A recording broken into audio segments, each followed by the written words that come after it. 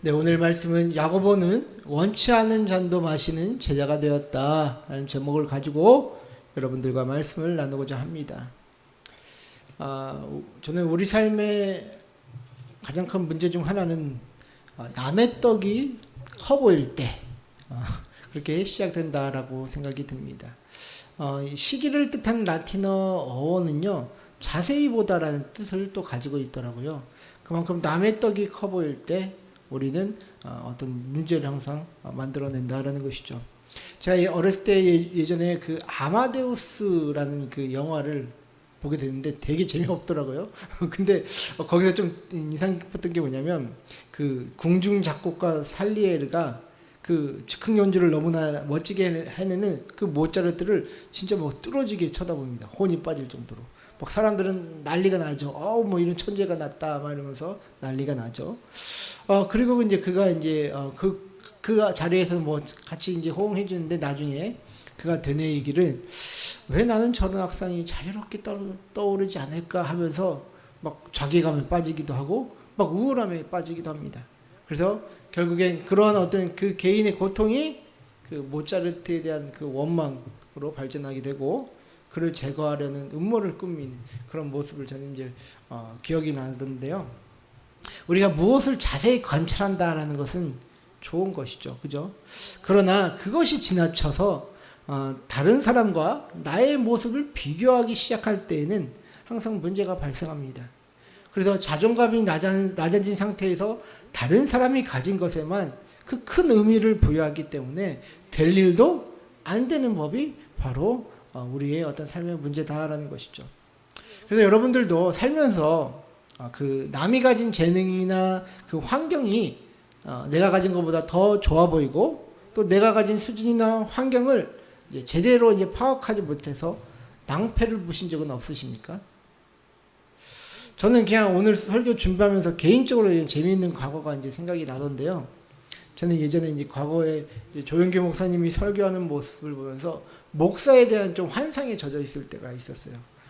그 목사님 예전에 뭐 사람들 앞에서 뭐뭐 하는 것입니다, 있습니다, yap니다, 막 그러면 사람들이 아멘 막 그러잖아요. 그래서 저는 목사가 그렇게 설교하는 것이 전부인 줄 알았다라는 것이죠. 그래서 대학생 때도 이제 너무나도 부족한 사람이 너무 자신 있게 또 목사가 되겠다고 나선 게 아닌가 하면서 신학생 때 때로 저의 이제 자신만만했던 그 모습이 이제 갑자기 생각나서 참 우스웠게 느껴지더라고요. 그래서 남의 떡이 내 떡인 줄 알고 내가 생각하는 대로 모든 것이 되어질 것이라는 그 생각은 어쩌면 우리 모두가 지닌 연약한 점이 아닐까라는 생각을 하게 됩니다. 오늘 우리가 함께 보실 야고보도 저는 그런 사람 중에 하나였다라는 것이죠. 어떻게 보면 우리 삶의 대표적인 모습을 이 야고보가 보여줬고 또 야고보의 삶을 보는데 자료가 많지가 않더라고요. 외경에서도 이 야고보에 대한 내용은 별로 없었지만 오늘 우리 이 야고보 한번 살펴보면서 우리 함께 은혜를 나누는 시간 되었으면 좋겠습니다. 먼저 신약 성경을 보시면요, 여러분들 야고보가 총 몇 명 나올까요? 총 4명? 10명? 그거 뭐 이렇게 따져보면 많이 나오겠죠. 근데 중요한 사람, 이제 야고보로 하면, 이제 우리가 생각하는 사람은 3명이 이제 생각하시면 돼요. 오늘 말씀하는 예수님의 제일 큰 제자, 큰 야고보라고 다 하는 이 세베대의 아들 야고보가 있고요. 그 다음에 예수님의 제자 중에 또 야고보가 있습니다. 알페오의 아들 야고보가 있고요. 그 다음에 예수님의 형제, 친형제였던 주의 형제 야고보라고 하는 사람 3명이 있다라는 것이죠. 그래서 오히려 이 주의 형제 야고보가 생각보다 많이 나온다는 거 여러분 아세요? 이 야고보서가 우리가 신약 성경에 있는 이 야고보서는 누가 썼다? 주의 형제 야고보가 썼고요. 그리고 그 사도행전 15장 보면 그 예루살렘에서 그 이제 사도들이 다 모여가지고 이제 무슨 공회 같은 거 하잖아요. 거기에 이제 좌장을 했던 사람이 바로 주의 형제 야고보였다라는 것이죠. 그래서 아마 예수님의 그 혈육과 어떤 또 실력도 있었던 것 같아요. 그러니까 이제 어떤 그 예루살렘의 핵심적인 어떤 지도자 역할을 또 예수님의 형제 야고보가 했다라는 그런 정도만 아시고, 오늘 우리가 보실 이 세베대의 아들 야고보 여러분들 기억하시기 바랍니다. 바로 베드로, 야고보, 이제 뭐 베드로, 안드레, 야고보, 요한 이렇게 이제 이너서클에 들어갔던 야고보는 바로 세베대의 아들 야고보였다라고 기억을 하시면 될 것 같습니다. 자, 그래서 오늘 본문에서는요, 세베대의 두 아들과 그의 어머니가 나오죠. 자, 21절 보시겠습니다. 예수께서 이르시되 무엇을 원하느냐? 이르되 나의 이 두 아들을 주의 나라에서 하나는 주의 우편에 하나는 주의 좌편에 앉게 명하소서. 자, 여기서 두 아들은 바로 야고보와 요한이죠. 그래서 야고보의 어머니는 지금 야고보와 요한이 예수님이 세우시는 나라에서 지금 오른팔 왼팔 역할을 하는 그 권세자로 세워달라라고 얘기를 하고 있는 것입니다. 아주 매력적인 요청이죠. 그래서 이러한 청탁 때문에 나머지 제자들은 야고보와 요한에게 분개했다라고 이제 오늘 성경에서 이야기하는데요. 그도 그럴 것이, 부모님 데리고 와서 자리 청탁하는 것은 다른 제자들 입장에서 보면 반칙이에요. 왜? 예수님의 그 감정에 호소해서 지금 자기들이 앉을 자리에 야고보와 요한이 좋은 자리를 지금 선점하려는 그 행동이 아주 제자들에게 있어서는 불쾌했다라는 것이죠. 그래서 아마 예수님 계실 때 이 제자들 그룹은 그렇게 다들 끈끈하지는 않았을 것 같은 저는 그런 생각이 들더라고요.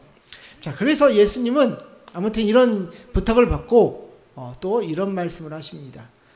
22절입니다. 예수께서 대답하여 이르시되 너희는 너희가 구하는 것을 알지 못하는도다. 내가 마시려는 잔을 너희가 마실 수 있느냐? 그들이 말하되 할 수 있나이다. 지금 예수님은 지금 이들에게 내가 마시려는 잔을 마실 수 없다라고 분명히 지금 말씀하시는 거죠. 그런데 세베대의 아들들은 뭐라고 합니까? 자신 있게 할 수 있다라고 말을 합니다.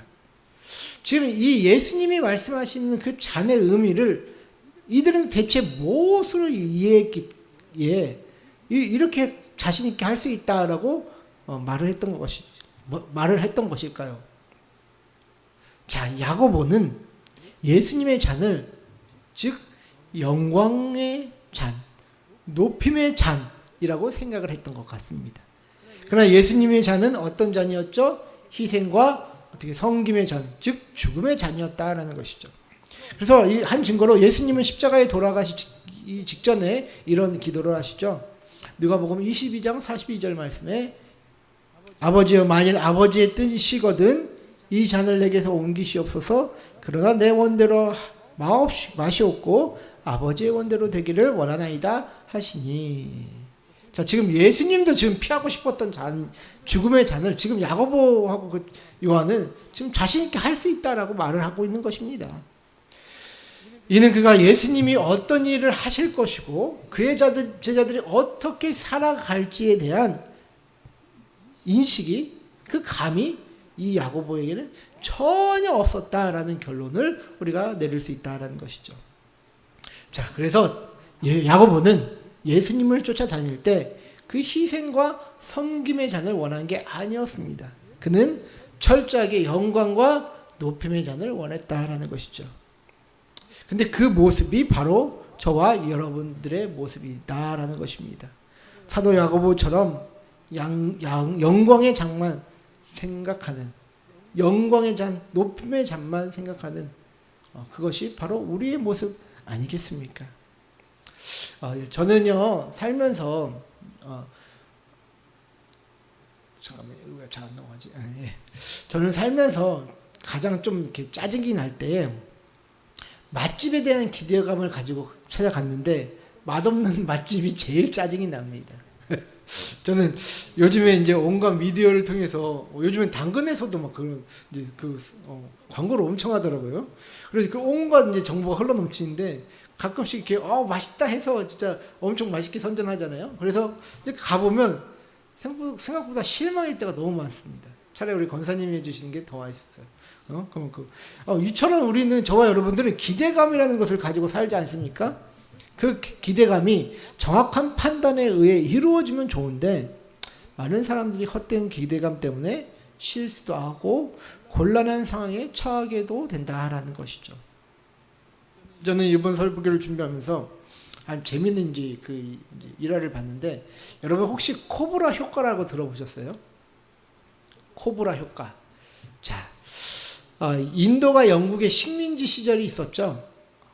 그죠? 근데 이제 그 인도 델리에서 이제 코브라가 대량 발생을 했다라고 합니다. 그러자 정부가 이제 이 문제를 해결하기 위해서 코브라를 잡아오면 이제 보상금을 주는 이제 정책을 이제 시행했다라고 합니다.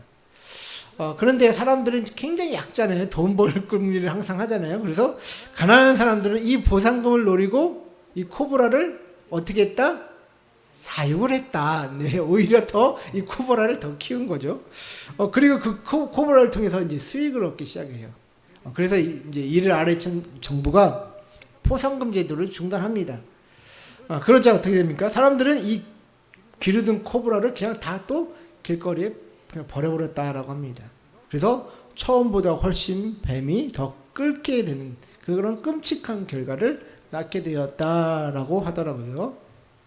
그래서 의도한 바와 정반대의 결과가 나타나는 현상을 뭐라고 한다? 코브라 효과라고 부른다라고 합니다. 우리 삶에 이런 코브라 효과 많이 있겠죠. 근데 여러분들 이런 것들은요, 영적으로 보면 미혹의 한 종류입니다, 여러분. 우리가 육신의 정욕, 안목의 정욕, 이생의 자랑을 통해서 그 들어오는 그 죄의 정욕들을 다스리지 못하고 미혹되어서 그러한 감각이 주는 이 그런 끌림에 이끌려 살다 보면 우리가 이렇게 미혹된 행동을 할 수밖에 없다라는 것이죠. 그래서 처음보다 나중에 더 악해지고 더 안 좋은 일들이 이 미혹을 통해서 일어난다라는 것입니다. 그래서 우리는 하나님의 뜻을 매번 왜 구해야 하냐? 왜 지혜를 매번 달라고 해야 되냐? 이유는 분명합니다. 우리의 생각과 하나님의 뜻은 너무나도 다를 때가 많기 때문이다라는 것이죠.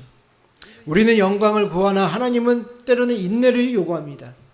우리는 성공을 원하나 하나님은 때로는 희생을 원하십니다. 또 반대로 우리는 머물기를 원하나 때로는 하나님은 높이 들리셔서 그 사람을 앞에 세워서 나아가기도 하십니다. 성도의 삶은요, 인간의 계획과 생각대로 되지 않습니다. 성도의 삶은 하나님의 뜻 안에서 이루어져야 합니다.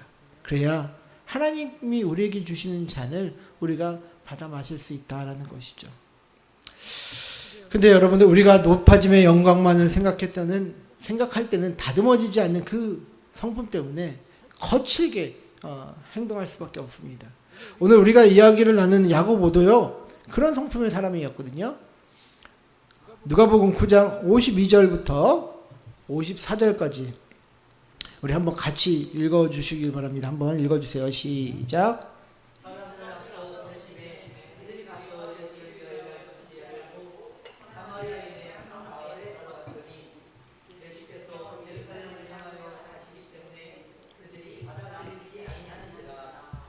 제자 야고보와 요한이 이를 보고 이르되 주여 우리가 불을 명하여 하늘로부터 내려 저들을 멸하라 하기를 원하시나이까. 아멘. 지금 야고보가 지금 이런 말을 하게 된 이유는요, 사마리아 사람들이 지금 예수님을 제대로 영접하지 않았기 때문이다 라고 얘기를 해요. 그런데 그 말씀의 이유가 뭐냐? 53절 보시면 예수님께서 예루살렘을 향하여 가시기 때문이다 라고 지금 밝히고 있죠. 여러분 생각을 해보세요. 근데 사마리아 사람들이 왜 예루살렘으로 향하는 예수님을 환대하지 않고 냉대한 것일까요? 생각을 한번 해보셨나요? 저는 이 부분 보면서 이 사람들이 왜 그랬지?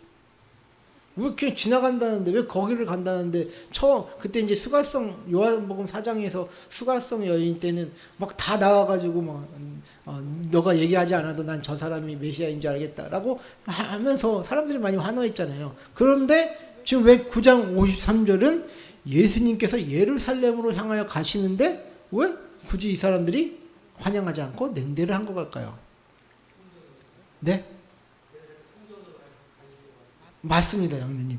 자, 사마리아 사람들이 생각하는 그 예배의 성소의 장소는 바로 그리심산이었었죠. 그런데 지금 예수님은 거기를 무시하고 지금 어떻게 보면 예루살렘 성전으로서 예배를 드리려고 지금 가는 것이죠. 그래서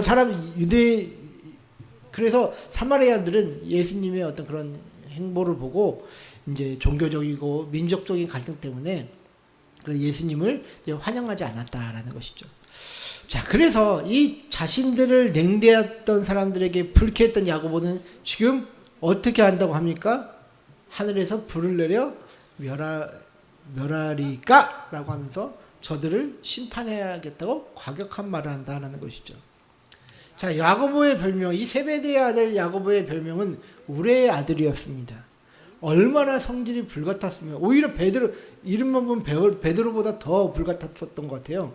이 어원이요, 폭동, 소요, 이런 뜻을 갖고 있더라고요. 세베대의 아들 야고보가.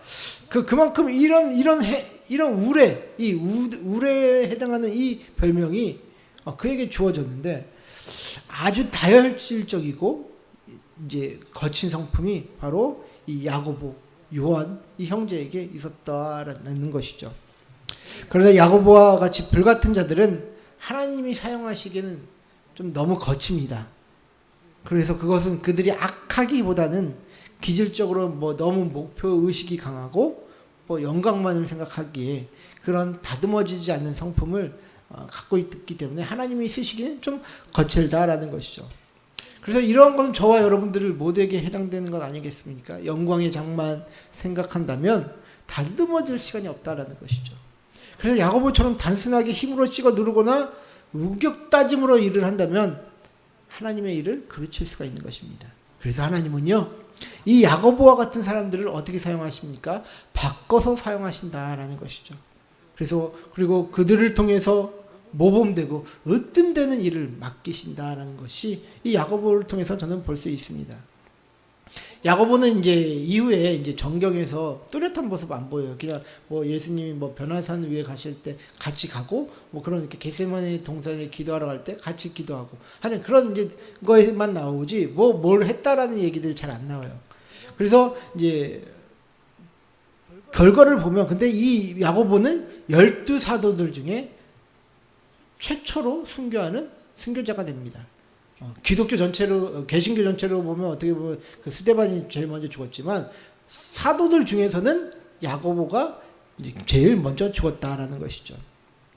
외경을 보니까요, 이 야고보는 이제 목이 잘려 죽는 것으로 나오는데 그가 죽을 때 끌려가면서 예수님의 복음과 그 장차올 심판에 대해서 이제 막 설교를 하면서 이제 그 처형장으로 끌고 갑니다. 그리고 가면서 반신불수한 사람을 이제 치유해 주기도 하는데요. 그때 이제 요시아스라는 율법학자가 그에게 나타나서 이제 개종하면서 울면서 야고보에게 용서를 구했다라고 해요. 그래서 요시아스라는 그 율법학자는 이제 그 야고보와 함께 죽게 되었고, 야고보는 이제 사람들이 가져온 물로 그에게 이제 세례를 준 뒤에 이제 나란히 이제 십자가가 아니죠. 그냥 목이 잘려 참수용 당했다라고 이제 외경에는 그렇게 나와 있더라고요. 어떻게 야고보는 사람들의 그런 마음을 얻었던 것일까요? 막 다 힘으로 찍어 내리려고 했고 거친 성품의 그 사람이었던 야고보는 어떻게 그렇게 사람들의 마음을 얻어서 함께 참수당하는 사람이 나올 정도로 그가 그렇게 된 것일까요? 그가 설교를 잘했기 때문에 죽음까지도 함께했다라고 하는 것은 좀 저는 이해는 안 됩니다. 자신들을 영접하지 않았다고 불을 내리려고 했던 그 야고보는 대체 어떤 삶을 살았던 것일까요? 야고보에 대한 자료가 충분하지 않아서 속단하기는 어렵지만 저는 이것은 확신할 수 있더라고요. 야고보는 영광의 잔이 아닌 섬김의 잔을 받아 먹을 수 있는 자가 되었기 때문에 그가 그렇게 쓰임받지 않았을까라는 생각을 하게 됩니다. 오늘 본문 20장 25절 28절을 보시면요, 예수님은 이렇게 얘기하시죠. 예수께서 제자들을 불러다가 이르시되 이방인의 집권자들이 그들을 임의로 주관하고 그 고관들이 그들에게 권세를 부리는 줄을 너희가 알거니와 너희 중에는 그렇지 않아야 하나니 너희 중에 누구든지 크고자 하는 자는 너희를 섬기는 자가 되고 너희 중에 누구든지 으뜸이 되고자 하는 자는 너희의 종이 되어야 하리라. 인자가 온 것은 섬김을 받으려 함이 아니라 도리어 섬기려 하고 자기 목숨을 많은 사람의 대속물로 주려 함이니라. 모두가 영광의 장만 취하려고 하는 이 세대에 예수님은 지금 섬김의 잔을 요구하신다라는 것입니다. 야고보 사도는 자신이 높아지려는 그 영광의 잔에서 하나님의 백성을 사랑하고 섬김의 그 잔을 마시며 살았기에 그 섬김의 열정이 사도 중에 최초로 순교하는 그런 영광을 얻었다라는 것이죠. 로마서 13장 8절 말씀해 보시면 피차 사랑의 빛 외에는 아무에게든지 아무 빛도 지지 말라. 남을 사랑한 자는 율법을 다 이루었느니라. 지금 이렇게 말씀하십니다. 성경에서는 사랑의 빛 외에는 아무것도 지지 말라라고 합니다. 사랑의 빛은요, 대가 없이 내어줄 때 가능합니다. 물질만이 아닙니다. 내 에너지, 내 감정, 내 관심 이런 것들을 나눠줄 때 사랑의 빛을 지어주는 것 아니겠습니까? 여러분들이 가진 그 떡이 너무나도 작다고 생각하지만 여러분들의 그 가진 작은 떡이 어떻게 보면 많은 사람들을 먹일 수 있는 오병이어가 될 수 있습니다. 남의 떡만 크다고 우리가 부러워하지 말고 내 것이 사랑의 빛으로 내어줄 것이 무엇인지 한번 우리가 고민을 해보자라는 것이죠. 저는 이번 주에 어떤 일이 있었냐면 이제 지방의 목사님들 앞에서 교회 안에서 AI 활용법이라는 주제로 이제 강의를 했는데요. 참 아쉬웠던 건 이제 화면이 이제 잘 안 나와가지고 그게 좀 아쉬웠습니다. 그리고 이제 목사님들이 이제 하도 이제 AI에 대한 이제 불안감 뭐 이렇게 부정적인 이제 내용만 들으니까 이것을 대해서 전혀 모르시더라고요. 오히려 이제 벽만 치고 계시더라고요. 그래서 제가 그랬죠. 어차피 이제 AI는 세상에서 쓰게 될 것이고, 이것을 통해 사람들은 더 발전할 텐데, 그렇게 되면 교회는 더 뒤처져 간다. 우리는 이것을 가지고 저질스러운 이 세상의 컨텐츠에 맞서서 하나님의 어떤 은혜, 복음의 컨텐츠를 더 생산해야 한다라고 이제 말씀을 드렸거든요. 그랬더니 이제 잘은 모르시겠지만 이제 AI를 활용해서 이제 하나님의 나라의 컨텐츠를 생산해야겠다라는 그런 이제 공통된 이제 관심과 그런 도전을 또 받으시더라고요.